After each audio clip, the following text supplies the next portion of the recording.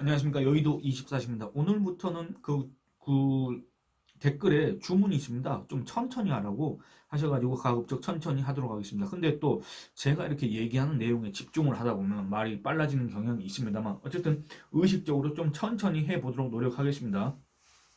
오늘은 조국에 대해서 얘기를 하겠습니다. 조국. 여러분들, 제가 조국 했을 때 기분이 어떠십니까? 기분 좋을 이유가 단 하나도 없을 것 같은 그 이름 조국. 그 조국이란 이름을 쓰는 사람이 있지 않습니까? 가장 유명한 사람이 아마 문재인 때 법무부 장관, 청와대 민정수석을 했던 그 사람일 텐데 그 사람이 자기 고향인 부산에서 오늘 22대 총선을 앞두고 신당 창당을 하겠다고 선언을 했습니다. 이 조국이가 부산 민주공원에서 기자회견을 열었습니다. 그러면서 뭐라 그랬냐? 무능한 검찰 독재 정권 맨 앞에서 싸우기에 정당을 만들겠다. 이렇게 선언을 했습니다. 너무나도 코미디입니다. 그렇지 않습니까? 그러니까 여러분 생각을 해보시기 바랍니다. 뭐 이름을 들어봤자 기분 좋을 것도 없고 단 하나도 어떤 영향력 내지는 의미, 가치, 비중도 없는 사람 얘기를 왜 하느냐 이렇게 반문하실 분도 계실 테지만 이 조국이란 사람 때문에 사실상 문재인 정권이 무너지기 시작을 했지 않습니까? 이 조국이란 사람 때문에 지금의 윤석열 정권이 탄생할 수 있었던 거 아닙니까? 이 조국이란 사람 때문에 그동안의 이 좌파, 강남 좌파 내지는 온갖 좌파들의 위선적인, 이중적인 행태 이런 것들을 우리 국민들이 직접적으로 아주 적나라하게 목도할 수 있었던 거 아닙니까? 그러니까 이 조국은 그 정치적 영향력, 정치적 비중, 뭐 그 사람의 인성, 도덕성 뭐 이런 걸 떠나서 이 사람에 대해서 마치 아무런 일이 없었다는 듯이 그냥 무시할 수는 없다 그겁니다. 그래서 이 사람이 과연 친당 창당을 선언을 했는데 대체 뭐 때문에 했느냐? 물론 그 내막 내지는 속셈 이런 건 누구나 다 알고 있습니다. 그런데도 어쨌든 명목상으로 표면적으로는 무슨 주장을 했을까? 그걸 한번 살펴보겠다 그겁니다. 이렇게 얘기합니다. 무능한 검찰 독재 정권 이렇게 얘기를 했는데 뒤에 독재 정권? 독재 정권이라고 하면은 한동훈 국민의힘 비상대책위원장이 얼마 전에 관훈 클럽 토론에서 이런 얘기를 했습니다. 만약에 정말 지금 이 검찰 독재 정권이라고 한다면 이재명은 지금 감옥에 있어야 된다. 이렇게 얘기를 했지 않습니까? 저는 이것과 똑같은 얘기를 하고 싶습니다. 다만 앞에 무능하다는 그 수식어가 붙었는데 여기에 대해서는 아마 또 상당수 국민들이 공감을 할 수도 있을 거다. 이렇게 생각을 합니다. 왜냐? 여러분들 지금의 윤석열 정권이 탄생할 수 있었던 배경에는 뭐가 있었습니까? 물론 조국 같은 사람이 단초가 되긴 했지만 그 뒤에 또 뭐가 있었습니까? 제가 직접적으로 얘기는 안 하겠습니다만 온갖 범죄를 저질렀다는 지금 의심을 받고 그에 관련된 각종 증거들이 나왔는데도 우리 국민들 위에 군림하면서 마치 자기가 무슨 도덕군자, 성인군자처럼 자기가 무슨 정말로 이 나라, 이 국민을 사랑해서 공직을 맡으려고 하는 것처럼 맡았던 것처럼 하는 사람들 있지 않습니까? 이자들을 갖다가 심판하고 처단하라는 게 바로 국민의 명령이었고 그 국민의 명령을 받은 사람이 바로 윤석열 정권이고 그 윤석열 정권의 검찰이 그거를 행했어야 되고 그런데 그런 측면에서 보자면 검찰이 유능하냐? 여기에 대해서는 이견이 있을 것 같습니다. 그랬습니다. 조국 검찰과 싸우겠다 이렇게 얘기를 했는데 아니 검찰과 싸우려면 자기 무죄를 입증하면 되는 것일 뿐 검찰과 싸우기 위해서는 유능한 변호사를 쓰면 되는 것일 뿐 검찰과 싸우기 위해서는 법원에 가서 판사한테 읍소하면 될 뿐 대체 정당을 왜 만든다고 하겠습니까? 여러분들 그 조국의 속셈을 다 아시지 않겠습니까? 이 조국이가 이런 얘기를 합니다. 대한민국은 모든 분야에서 위기에 처해 있다. 자영업자와 시민의 삶이 낭떠러지로 내몰리고 있는데 대한민국의 생존을 걱정해야 하는 윤석열 정부는 답답하다 못해 숨 막힌다. 이렇게 주장을 했습니다만 여러분들 말도 안 되는 소리 아닙니까? 다시 말하지만 각종 통계를 한번 보시기 바랍니다. 자영업자와 시민들의 삶이 낭떠러지로 내몰린 시기가 언제인지 한번 살펴보시기 바랍니다.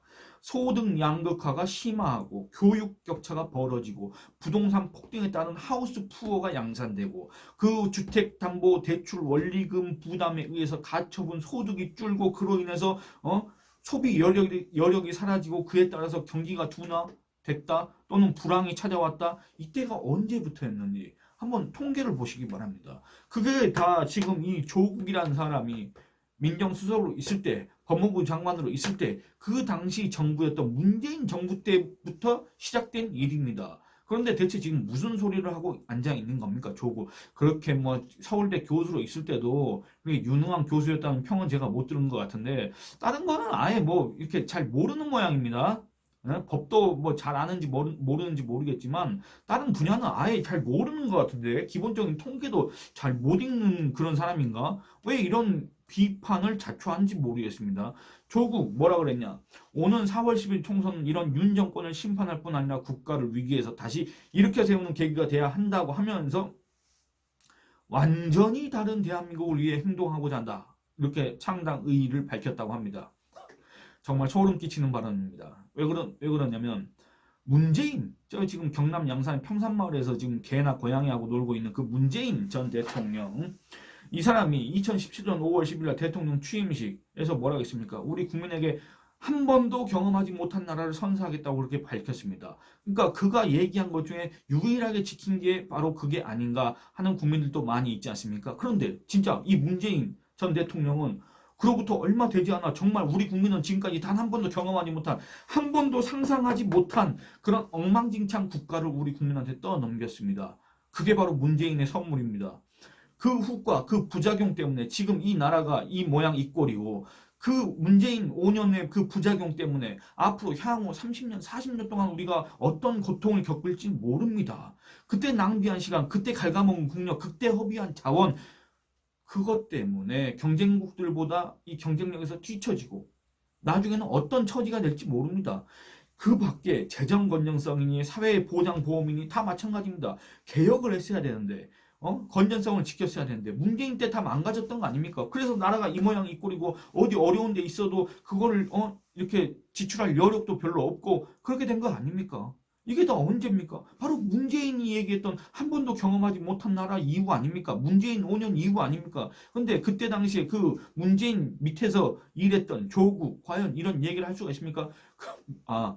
물론 문재인 정권을 몰락하는 단초가 됐기 때문에 이런 얘기를 자기는 내가 윤석열 정권 탄생의 1등 공신이다 이렇게 얘기 자처하면서 이런 얘기를 하는 건지 잘 모르겠지만 어쨌든 명목상으로 조국은 문재인 정권에 참여를 했기 때문에 거기에서 아주 대단한 비중을 차지하고 있었기 때문에 더군다나 조국은 뭐 이런 거 저런 거 다 따질 필요 없이 조국 이 사람은 이런 얘기를 할 자격 자체가 없지 않습니까? 그렇지 않습니까? 그리고 조국 이 사람이 이제 완전히 다른 대한민국을 얘기했지 않습니까? 그러니까 이걸 듣고 문재인의 한 번도 경험하지 못한 나라를 떠올리면서 지금 소름이 돋는다 이렇게 하시는 분들이 계실 텐데 정말 그야말로 끔찍한 일입니다. 그리고 이 조국이 국가 위기에 대한 극복 대안을 한 발 앞서 제시하는 정당을 만들겠다. 갈등을 해결하고 대한민국을 이끌 강소 정당으로 자리매김하겠다 이렇게 얘기했습니다. 갈등을 해결할 능력이 조국 씨한테 있습니까? 그리고 국가 위기에 대한 극복 대안을 한 발 앞서 제시한 정당? 이렇습니다. 결국에 뭐냐면 조국이가 창당 전에 이 리셋 코리아라는 단체를 만들고 준비를 해왔다고 하는데 이 리셋 코리아가 뭐 한대냐? 무슨 저출산 이런 우리 사회 현안에 대해서 연구를 했다고 합니다. 그렇기 때문에 이 조국이 국가 위기에 대한 극복 대안을 제시하는 정당을 만들겠다고 했던 거 아니겠습니까? 그런데 제가 여기서 한마디 하고 싶은 게 이겁니다. 여러분들 지금 현재 저출산의 이유가 뭐겠습니까? 뭐 많을 겁니다. 그 이유가 많은데 근데 어쨌든 그게 하나로 모아질 때는 뭐냐? 결국에는 내가 자식을 낳아도 제대로 키울 수 있을 것인가? 그 자식이 우리 사회 안에서 정말 하나의 개체로서 하나의 개인으로서 성장할 수 있을 것인가? 온전한 삶을 살 수 있을 것인가? 이런 거에 대해서 불안하기 때문에 이런 걸 믿지 못하기 때문에 사회가 점점 더 그렇게 바뀌고 있기 때문에 그런 거 아니겠습니까? 그 불안감은 어디서 오는 겁니까? 바로 이 사회가 공정하지 않다.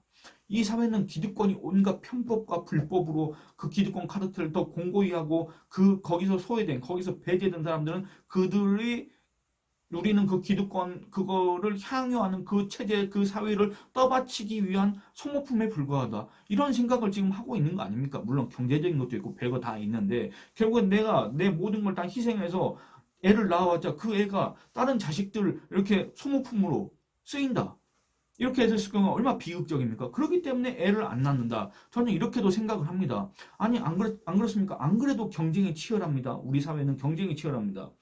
근데 돈 없고 힘 없고 백 없는 일반 시민들이 자식을 낳은들 그 자식이 이 사회에서 평생 을도 과부합니다. 사실은 병의 위치에서 살아야 될 수도 있는데 누가 애를 낳으려고 하겠습니까?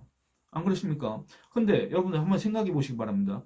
이런 사회 문제에 대해서 다른 사람들은 제가 뭐 다른 사람들의 이력을, 과거를, 전력을 잘 모르니까 평가를 하지 않겠습니다만 이 조국 이 사람은 이런 거에 대해서 얘기할 자격 자체가 없는 거 아니냐 이런 의견을 제시할 수밖에 없습니다. 왜냐? 조국하고 그의 부인 정경심 이 두 사람이 지금 뭘로 지금 재판을 받았고 유죄를 받았습니까? 자녀 입시 비리 문제입니다. 자녀 입시 비리입니다. 표창장을 위조하고 부모 찬스로 스펙 쌓기를 하고 장학금도 받고 그게 일반 시민은 가능한 일입니까? 그러니까 이런 걸 비교하면은 평생 조국 아들, 조원, 조국 딸, 조민 같은 애들 밑에서 을로 살아야 된다는 얘기입니다. 자식을 낳아봤자. 조국이 말한 것처럼 조민이나 조원은 용으로 살고 개천의 용으로 삽니다. 근데 일반 시민의 자식들은 평생 조국이 말한 것처럼 가재, 붕어, 개구리로 살아야 된다 그 얘기입니다. 이런 불공정 게임에 내 자식을 끼워놓고 싶지 않다. 이런 심리가 발현됐기 때문에 저는 애를 안 낳는다고 생각을 합니다. 그게 바로 저출산의 이유 중 하나라고 생각을 합니다. 그런 측면에서 이런 조국 같은 사람이 우리나라의 저출산, 이로 인한 우리 사회 문제, 여기에 대해서 뭐 대안을 제시하겠다고? 그런 정당을 만들겠다고? 다른 걸 다 떠나서 이 사람은 그 누구를 떠나서 이 사람만큼은 이런 말을 할 자격이 과연 있을까? 거기에 대해서 정말 한번 자성을 해보길 권합니다. 물론 그런 사람이 아닐 거라고 생각합니다. 그런 사람이었다면 지금 뭐 신당을 창당하겠다고 이렇게 얘기를 하겠습니까? 과연 저 같은 사람의 이런 조언, 가재, 붕어, 개구리, 지는 용이고 저 같은 가재, 붕어, 개구리의 조언을 들을까? 물론 제 유튜브 자체도 모르기 때문에 아예 듣지도 못하겠지만 그런 생각이 듭니다. 예, 이 영상은 이만 줄이도록 하겠습니다. 감사합니다.